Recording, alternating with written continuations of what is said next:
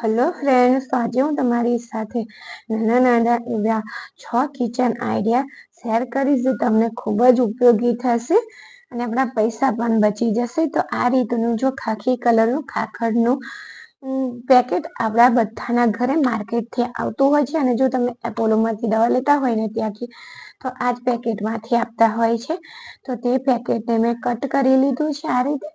ત્યાર પછી અહીંયા મેં કેસરોલ લીધો હોય છે. કેસરોલની અંદર રોજ આપણે રોટલી રાખતા હોઈએ ને એટલે તેની અંદરથી ઘણીવાર બેડ સ્મેલ એટલે કે ગંધ આવતી હોય છે.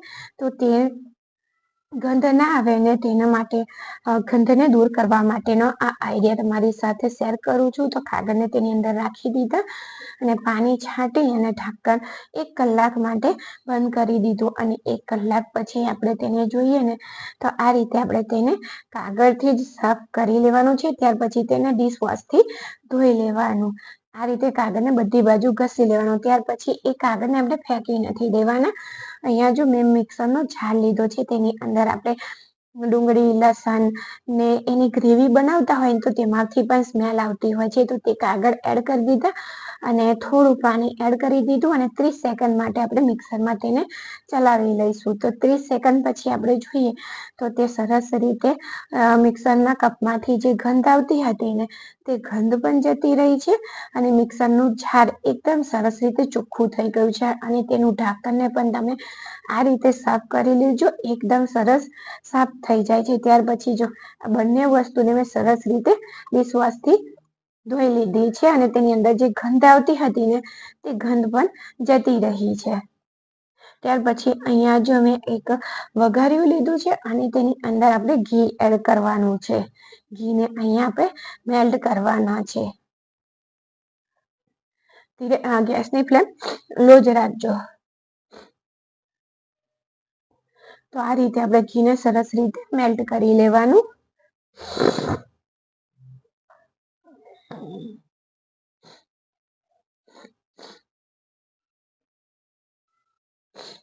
તો અહીંયા ઘી સરસ રીતે મેલ્ટ થઈ ગયું છે અને ઘીને મેં એક વાસણમાં એક બાઉલમાં કાઢી લીધું છે. આ ઘી ગરમ છે અને તેની અંદર આપણે હવે નાખીશું બરફ નાખીને તમે એકવાર ઘીની અંદર બરફ નાખીને ટ્રાય કરજો, એક જાદુ થશે. અહીંયા આપણે ઘીની અંદર બરફ નાખીને બટર બનાવીશું. તો જો આ રીતે બરફ તેની અંદર નાખી દેવાનો છે અને તેને ચમચીથી કે વિસ્કરથી આપણે આ રીતે હલાવી લેવાનું. ઘી ગરમ છે એટલે તેની અંદર હાથ નાખતા નહીં. તો જો આ રીતે જેમ જેમ આપણે મિક્સ કરીશું તેમ આ રીતનું તે થીક તૈયાર થઈ જશે. ત્યાર પછી આપણે તેની અંદરથી જે બરફના ટુકડા છે તેને કાઢી લેવાના છે. બરફના ટુકડા અને પાણી જે છે તેને આપણે કાઢી લઈશું આ રીતે. અને હવે આ બટરને આપણે થોડું ફેટી લઈશું એટલે તે એકદમ સ્મૂધ અને થોડું ઢીલું થઈ જાય. આ બરફને લીધે તે એકદમ કઠણ થઈ ગયું છે. સ્મૂથ થઈ જાય તો આપણને તેને ઠારવામાં ઈઝી પડે. ત્યાર પછી અહીંયા મેં એક વાડકી લીધી છે, તેની અંદર બટર પેપર લઈ લીધું છે અને બટર પેપર ને તેની અંદર હવે આપણે નાખી દઈશું. જો તમારી પાસે બટર પેપર ના હોય તો તેની જગ્યાએ તમે નોટબુકનું કાગળ પણ લઈ શકો છો.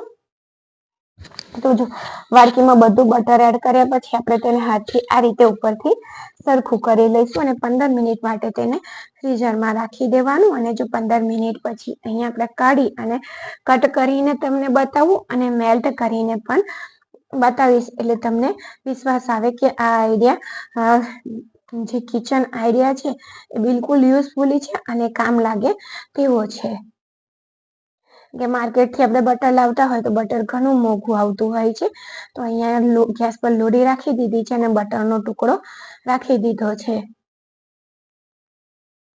તો જો અહીંયા તમે જોઈ શકો છો કે જેવું બહારનું બટર મેલ્ટ થતું હોય તેવી જ રીતે આ બટર પણ એકદમ સરસ રીતે મેલ્ટ થઈ ગયું છે. ત્યાર પછી અહીંયા જો બટાકા બાફ્યા હોય અને આપણે ઉતાવળ હોય અને તેને ગરમ ગરમ હાથે પકડાય નહીં, તેને છોલવા હોય તો શું કરવાનું, તો અહીંયા જો આ રીતે આપણે કાપી લેવાના બટાકાને, વચ્ચેથી કટ લગાવી દેવાનો. ત્યાર પછી એક કાનાવાળી જાળી લઈ લેવાની. અહીંયા મેં ડીશ લીધી છે, નીચે પણ તમારે તપેલી લઈ લેવાની.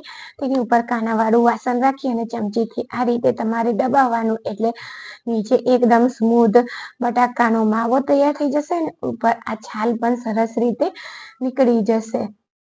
એટલે તમારું બેવ કામ એકદમ ઝડપથી તૈયાર થઈ જશે. અને તમને ચમચી ના ફાવતી હોય તો તમે તેને વિસ્કરથી પણ પ્રેસ કરી અને પોટેટો મેસર આવે છે તેનાથી પણ તમે પ્રેસ કરી અને ઇઝીલી તમે અહીંયા બટાકાને છાલ પણ ઉતારી શકો છો અને માવો પણ એકદમ સ્મૂધ માવો મળી જશે. આપણે પેટીસ બનાવતા હોય તો ગાંઠા વગરનો માવો જોઈતો હોય છે. તો આ એકદમ યુઝફુલી આઈડિયા છે. તમે જરૂરથી એકવાર ટ્રાય કરી જોજો.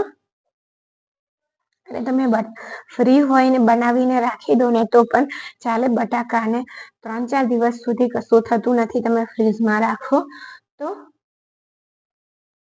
જો એકદમ સ્મૂધ તૈયાર થઈ ગયો છે બટાકાનો માવો. ત્યાર પછી જો આ રીતનું પેકેટ આપણે માર્કેટથી લાવતા હોઈએ છીએ બધી જ વસ્તુનું, તો તેને આ રીતે આપણે કટ કરીએ. ત્યાર પછી તેને આપણે ડબ્બામાં કે ફ્રીજમાં રાખતા હોઈએ તો તેમાં રહેલી વસ્તુ વેરાતી હોય છે. તો અહીંયા ખાલી થઈ ગયેલી જે પેન હોય તેના ઢાંકણનો બિલકુલ યુઝફુલી આઈડિયા તમારી સાથે હું શેર કરું છું. તો આ રીતે આપણે પેકેટને ફોલ્ડ કરી દેવાનું. જે રીતે વિડીયોમાં બતાવું છું તે રીતે તમારે ફોલ્ડ કરી અને આ ઢાંકણને તેની ઉપર ચડાવી દેવાનું. એક જાતનું આ સ્ટેપલરનું કામ કરશે તમારું. જો નીકળશે નહીં અને એકદમ ફિટ રીતે નખાઈ જશે. અને જો અહીંયા તમને બતાવું પણ પેકેટ ઉલટું સુલટું કરી ઊંધું કરીને પણ કે તેની અંદર સોજી છે પણ તે બિલકુલ વેરાતી નથી. ત્યાર પછી જો અહીંયા આ રીતની સાવરણી આપણા બધાના ઘરે પીછી હોય છે કચરો વાળવા માટે. તો આ પીછી શું થતું હોય છે કે જૂની થાય ને તેમ તે આ જગ્યા પરથી તેના પીછા તૂટી અને પડી જતા હોય છે, વિખરાઈ જતા હોય છે. તો અહીંયા આપણે તે વિખરાય ના અને લાંબો સમય આ પીછી ચાલે તેના માટેનો આઈડિયા આ છે. તો તેની માટે મેં અહીંયા જો એક આવી જાડી કોથળી હોય ને તેવી લઈ લેવાની. આ ડીમાર્ટની કોથળી છે. તેને મેં નીચેનો ભાગ કટ કરી અને વચ્ચેથી પહોળી કરી લીધી છે. ત્યાર પછી આ રીતે તેને પીછીની આટલો ભાગ તેની અંદર આવે ને તે રીતે રાખવાનો. અને હવે તેને આપણે ટાઈટલી રોલ કરી દેવાનું છે પ્લાસ્ટિક સાથે. પીછીને પ્લાસ્ટિક સાથે ટાઈટ રોલ કરી દેવાનું. જો આ રીતે જે રીતે તમને વિડીયોમાં બતાવું છું ને તે જ રીતે. આનાથી શું થશે કે પીછા અહીંયાથી તૂટશે નહીં અને પીછી આપણી લાંબા સમય સુધી ચાલશે. કારણ કે આ પીછી પણ 60-70 રૂપિયાથી ઓછી આવતી નથી, એટલી મોંઘી તો આવે જ છે. તો આપણું બજેટ બેલેન્સ રહે. ત્યાર પછી અહીંયા જો આ રીતે મેં દીવો લઈ લીધો છે અને તેને આ રીતે આપણે ચોંટાડી પણ દઈશું પ્લાસ્ટિકને, એટલે તે પીછીથી છૂટું પણ નહીં થાય. જો આ રીતે તેને ધરવાનું દીવા પાસે થોડું દૂર અને આ એક કકડો પણ તમે લઈ લેજો. ગરમ થાય એટલે આ રીતે આપણે તેને ચોંટાડી દેવાનું.